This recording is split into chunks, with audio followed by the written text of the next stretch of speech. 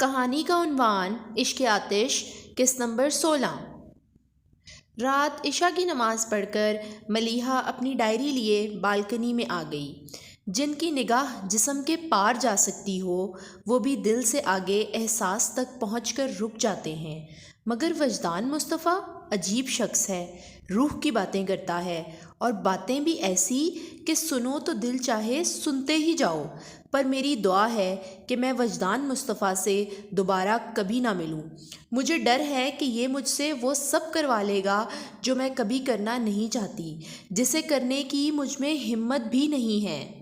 ہم اپنے دل کو تھپکتے ہیں اور سوچتے ہیں، ہم اپنے دل کو تھپکتے ہیں اور سوچتے ہیں کہ تتلیوں کے پروں پر کہانیاں لکھ کر بچائیں کیسے انہیں دھوپ کی تمازت سے۔ وجدان کے ساتھ ہوئی اس دوسری ملاقات کو 2 مہینے ہونے والے تھے، مگر ملیحہ نے اس دوران ایک بار بھی لائبریری کا رخ نہیں کیا تھا۔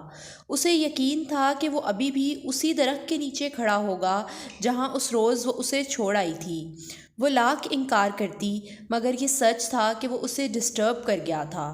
اس کے دل کے دروازے تو بند ہی رہے مگر وہی دل میں اس ادا سے آیا جیسے سورج کی روشنی بند دروازوں کی جھریوں سے گزر کر اندر کے منظر کو روشن کر کے اپنے ہونے کا اعلان کر دے۔ ملیحہ کی حالت اس نادان جیسی تھی جو عیاں ہوتے مناظر سے صرف نظر کرنے کو ہتھیلیاں آنکھوں پر رکھ لے، پر جب اجالے نے بند پلکوں میں بھی راستہ بنا لیا تو تڑپ کر وہی ہتھیلیاں آسمان کی طرف اٹھا دیں کہ سورج کو ہی ڈھانپ لیں۔ وجدان مصطفیٰ کے وجود سے پھوٹتی روشنی نے جب پہلے پہل ملیحہ کی آنکھوں کو چھوا تو اس نے اپنی آنکھیں بند کر لیں، اور پھر اسے پتہ ہی نہیں چلا کہ اس کی بے خبری میں آ کر اس نے آس پاس کتنا اجالا بکھر گیا تھا، اور جب معلوم ہوا تو وہ اندیشہ محبت سے گھبرا اٹھی۔ عجیب سی حالت ہو گئی تھی اس کی، بیٹھے بیٹھے چونک جاتی، بولتے بولتے ایک دم ہی چپ ہو جاتی، اور جب کچھ سمجھ نہیں آتا تو نور الہدیٰ کے پاس پہنچ جاتی۔ اظہر فاروقی نے ملیحہ میں آئی ان تبدیلیوں کو محسوس بھی نہیں کیا تھا، لیکن نور الہدیٰ نے نہ صرف ان تبدیلیوں کو محسوس کر لیا تھا بلکہ وہ کھٹک بھی گئے تھے۔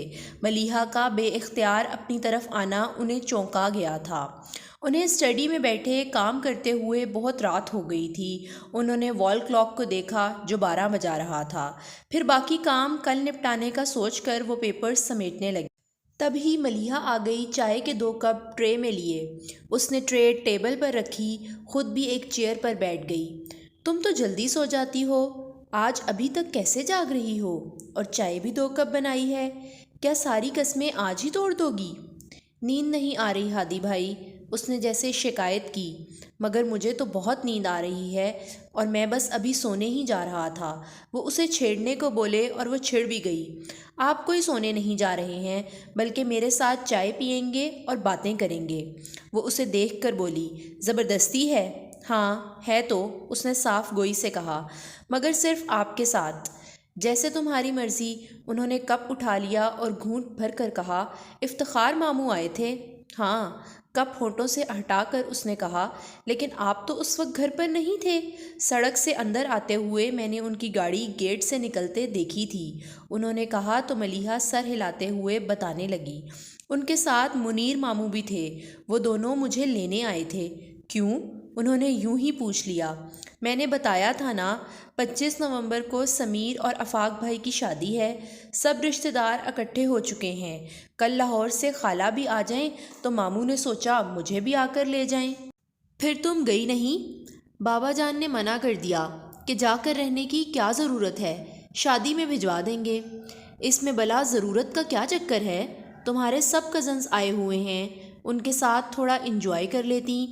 اور یہ آفاق بھی تمہارا کزن ہے نا؟ انہوں نے پوچھا۔ منیر ماموں کے بڑے بیٹے ہیں اور اس دن کارڈ دینے بھی تو آئے تھے۔ پھر تو تمہیں ضرور جانا چاہیے، تمہارے 2 کزنز کی شادی ہے۔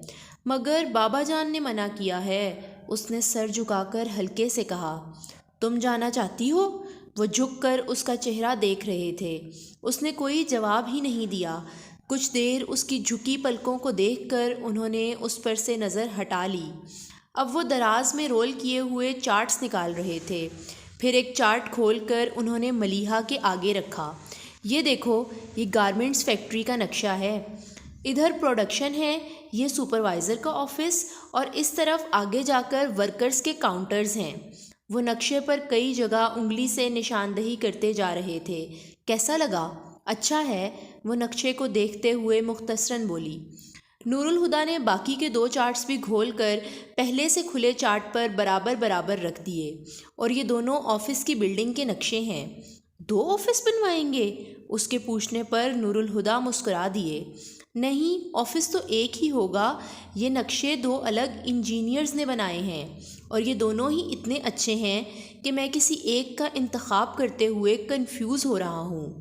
ذرا تم بتاؤ، ان میں سے کون سا نقشہ زیادہ بہتر ہے؟ ان کی بات پر ملیحہ گڑبڑا گئی۔ میں کیسے بتا سکتی ہوں؟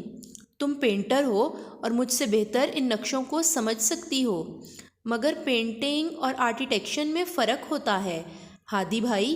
سینٹی میٹر ناپ کر کھینچی گئی لائنوں کو سمجھنا میرے لیے آسان نہیں۔ اس نے اب بھی گریز کیا تو نور الہدیٰ کچھ چڑ سے گئے۔ ایک ذرا سی رائے ہی تو دینی ہے ملیحہ، اور تم اس قدر ہچکچا رہی ہو۔ اور اس نے بھی تو کہا تھا، آپ کو تو رائے کا اظہار بھی مشکل ہی لگتا ہوگا۔ اچانک وجدان کا جملہ سماعتوں میں بازگشت کرنے لگا۔ ملیحہ نے دھیرے سے اقرار کر لیا، ہاں، کیونکہ کبھی کسی نے میری رائے پوچھی ہی نہیں۔ نور الہدیٰ نے پل بھر کو اسے دیکھا، پھر اس کے گال پر ہاتھ رکھ کے اس کا چہرہ اپنی طرف موڑا۔ اب میں جو پوچھ رہا ہوں؟ کچھ پل یوں ہی خاموشی کی نظر ہو گئے، پھر ملیحہ نے ان کے چہرے سے نظریں ہٹا کر نقشوں کو دیکھا، اور کچھ دیر غور کرنے کے بعد ایک نقشہ ان کی طرف کیا۔ نور الہدیٰ نے اس نقشے کو دیکھا اور توصیفی انداز میں کہا، اور تم کہتی ہو تمہیں سینٹی میٹر ناپ کر کھینچی گئی لائنوں کی سمجھ نہیں؟ وہ ان کی بات کو انسنی کرتے ہوئے پوچھنے لگی، آپ نے یہ نقشے ابھی اپروو نہیں کروائے؟ تم سے اپروو کروائے بغیر میں انہیں اپروول کے لیے کیسے بھیج سکتا تھا؟ چارٹس کو رول کر کے ربڑ بینڈ چڑھاتے وہ سرسری سے انداز میں بول رہے تھے۔ ملیحہ نے ان کی طرف دیکھا اور بس دیکھ کر رہ گئی تھی۔